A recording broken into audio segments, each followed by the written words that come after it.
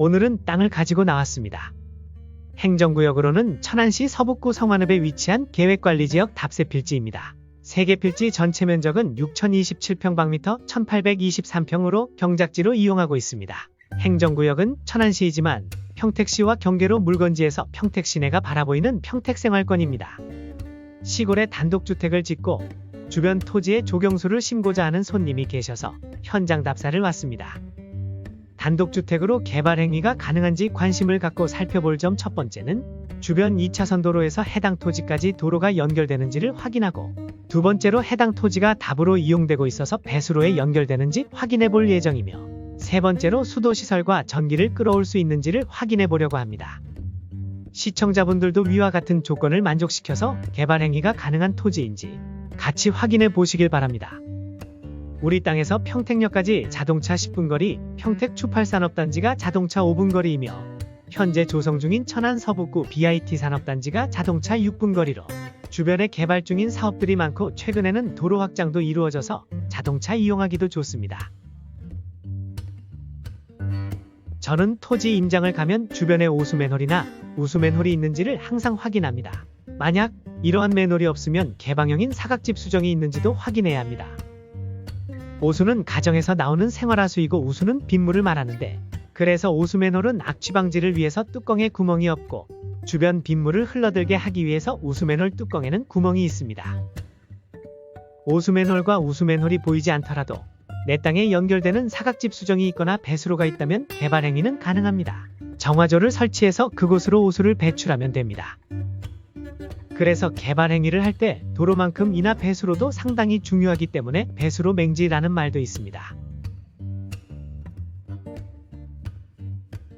일단 우리 땅에 연결되는 도로에서 가장 가깝게는 사각집 수정이 보입니다. 배수로가 없더라도 우리 땅에서 이곳 집수정까지 배관을 연결한다면 하수관은 해결이 될 것 같습니다. 물론 굴착해야 하는 거리가 길면 공사 비용은 많이 나올 수 있습니다. 우리 땅으로 더 들어가 보겠습니다. 지적도에는 우리 땅 옆으로 도로와 국어가 있는데 사용 가능한 도로인지, 그리고 국어는 배수로로 이용할 수 있는지 확인해 보겠습니다.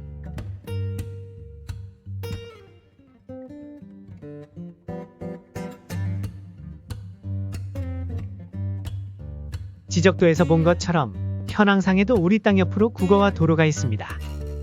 도로는 비포장도로이고 국어는 현재도 이용되고 있습니다. 비포장도로라도 지적도상 도로인 경우 개발 행위를 하는 데 있어서 문제는 없습니다. 허가부서에서는 포장도로를 요청하게 될 것이고, 허가를 받는 입장에서는 비용이 들더라도 기꺼이 감수하면 될 겁니다. 늘 돈이 문제죠. 100m가 넘는 도로를 포장하려면 공사비가 만만하지는 않겠습니다. 우리 땅의 모습입니다. 현황상 세 개 필지가 분할되어 있지 않고 하나의 경작지로 이용되고 있습니다. 한여름의 새파란 논바닥은 싱그럽고 추억을 떠올리게 합니다. 저도 시골 출신이라 고등학교 여름방학 때 아버지를 따라서 땀을 뻘뻘 흘리면서 벼 소독했던 생각이 나네요.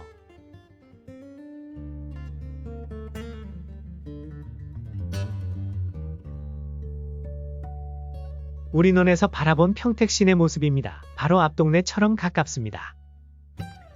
우리 땅이 계획관리지역에 포함되어 있어서 주변에는 창고나 제조장 시설도 많이 들어오고 있습니다.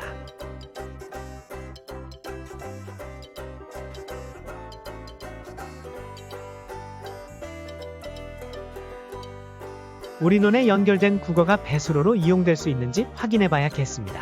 우리 땅에서 국어로 연결되는 물구멍입니다. 국어로 물이 흘러나오는 것으로 보아서 배수로로 이용되는 것으로 보입니다.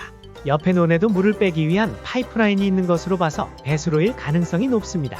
우리 땅에 연결된 국어가 배수로라면 정화조만 설치해서 생활하수를 내보낼 수 있을 것 같습니다. 그렇지만 토목 측량 설계사무소 등 전문가의 도움을 받아야 합니다. 이렇게 넓게 논바닥이 연결되어 있는 국어는 그 끝까지 확인해 볼 필요가 있습니다. 여기서부터 천안시에 들어가게 됩니다. 평택에서 이곳까지는 도로 확포장 공사가 최근에 마무리되어서 도로 상태가 상당히 좋습니다. 이 도로에서 우리 땅에 연결되는 도로도 현황상으로는 충분히 넓어 보입니다. 현황상 우리 땅을 개발 행위하기 위한 조건은 모두 갖춰져 있다고 보입니다. 잘 포장된 2차선 도로에서 콘크리트 포장도로를 따라서 들어오면 우리 땅으로 연결되는 비포장도로이지만 도로가 있고, 비포장도로 옆에는 배수로로 이용될 것 같은 국어가 있으며, 마을 주변이라서 전기 공급은 이미 잘 되어 있어서 연결할 수 있고, 상수도가 없다면 지하수를 이용하면 될 것 같습니다. 개발 행위 시 가장 중요한 도로와 배수로가 있다면 큰 걸림돌은 없을 것 같습니다. 이제 공부상으로 확인을 해봐야겠습니다. 특히 도로의 폭이 중요하므로 도로를 중심으로 살펴봐야겠습니다. 단독주택뿐만 아니라 근생시설 등의 건물을 건축하기 위해서는 도로폭이 4m 이상은 되어야 합니다. 면적에 따라서 6m 이상의 도로폭을 요구하기도 하지만 우리는 단독주택으로 개발 행위가 가능한지만 살펴보겠습니다. 여기서 4m의 도로폭은 주변 큰 도로에서부터 내 땅까지 유지가 되어야 합니다. 우리가 새마을도로라고 알고 있는 자연 발생적인 마을 안길 도로는 4m가 안 되는 경우가 많아서 읍면지역에서는 민원도 많이 발생해서 지자체별로 도로폭 3m 내외도 허가를 내주는 경우도 있습니다. 우리 땅이 있는 천안시도 주택의 인허가인 경우 도로폭에 대해서는 융통성을 주고 있는 것 같습니다. 그렇다면 최소 도로폭이 3m는 되어야 검토해 볼 수 있을 것 같습니다. 여기에서 도로폭은 현황이 아닌 지적도상 거리입니다. 마을 앞 2차선 도로에서 우리 땅에 연결되는 도로폭이 제일 작은 곳은 3m로 보입니다. 현황보다는 상당히 작게 나옵니다. 지목이 도로인 두 개 필지의 도로폭을 합쳐보니 5m가 넘습니다. 국어점용 할 필요도 없고 상당히 넓은 도로폭을 보여줍니다.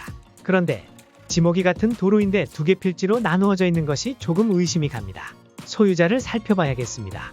지목이 도로인 두 개 필지의 도로폭을 합쳐보니 5m가 넘습니다. 국어점용 할 필요도 없고 상당히 넓은 도로폭을 보여줍니다.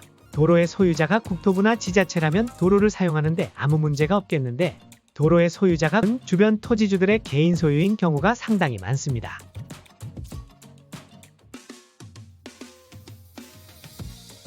앞서 말씀드린 대로 단독주택의 경우 도로폭 3m 내외는 검토해 볼 수 있다고 했으니 패스하고 우리 땅에 연결되는 비포장도로의 폭을 봐야겠습니다. 우리 땅을 따라서 연결된 비포장도로의 지적도에는 도로가 두 개의 지번, 즉 두 개 필지로 나누어져 있습니다. 지목이 도로인 두 개 필지의 도로폭을 합쳐보니 5m가 넘습니다. 국어점용 할 필요도 없고 상당히 넓은 도로폭을 보여줍니다. 그런데 지목이 같은 도로인데 두 개 필지로 나누어져 있는 것이 조금 의심이 갑니다. 소유자를 살펴봐야겠습니다. 도로의 소유자가 국토부나 지자체라면 도로를 사용하는데 아무 문제가 없겠는데 가끔은 주변 토지주들의 개인 소유인 경우가 상당히 많습니다. 지목 도로 중 한 개 필지는 건설교통부로 되어 있습니다. 소유자가 국가인이 도로를 포장해준다고 하면 이용 가능할 것 같습니다. 또 다른 한 개 필지를 열어보겠습니다. 도로 중 다른 한 개 필지의 소유자를 보니 개인으로 되어 있습니다. 그리고 소유자가 67명이나 됩니다. 이렇게 소유자가 많은 것을 보니 주변 토지와 함께 종중토지일 확률이 99%입니다. 이런 토지는 토지 사용 승낙 받을 수도 없고 매수하기도 어려울 것 같습니다. 이 필지의 도로는 사용할 수 없겠습니다. 공부상 도로를 살펴보니 단독주택 허가가 어려울 것 같습니다. 용도지역이 계획관리지역이라고 해도 당분간은 경작지로만 이용할 수밖에 없을 것 같은데 매매를 검토하기는 무리일 것 같습니다. 우리 손님은 다른 것을 찾아드려야겠습니다. 장마도 끝나고 본격적인 더위와 함께 휴가철입니다. 더욱 건강 유의하시고 행복하고 즐거운 여름 휴가 되시길 바랍니다.